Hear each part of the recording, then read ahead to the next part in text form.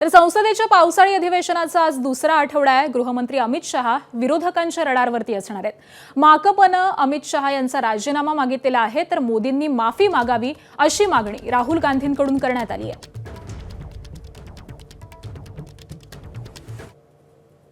आणि राहुल गांधींच्या मागण्या नेमक्या काय आहेत आणि त्यांनी नेमके कोणते सवाल उपस्थित केलेत, त्याचबरोबर सरकारने यावरती काय पावलं उचलली आहेत ते पाहूयात।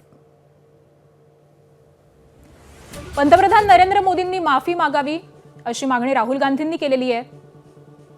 अमित शहांनी पोलीस अत्याचाराचेच दायित्व घ्यावं असंही ते म्हणाले। पेलेट गन्स वापरायचे आदेश शहांचे की अन्य कुणाचे असा सवाल त्यांनी उपस्थित केलाय। सिव्हिल ड्रेसमध्ये तरुणांना झोपटणारे पोलीस की स्वयंसेवक, त्याचबरोबर सिव्हिल ड्रेसमधील पोलिसांची तैनाती कोणाच्या आदेशाने, असे काही सवाल राहुल गांधींनी विचारलेत। तर आता सरकारने नेमकी काय काय पावलं उचललेली आहेत जाणून घेऊयात। धर्मेंद्र प्रधानांचा राजीनामा घेतला गेलेला आहे। 10 कोटींचा दंड, 10 वर्षांची कैद देणारा कायदा देखील आणणार आहे।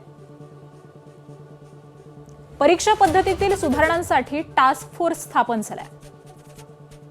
एनटीए मधले 47 अधिकारी बडतर्फ करण्यात आले।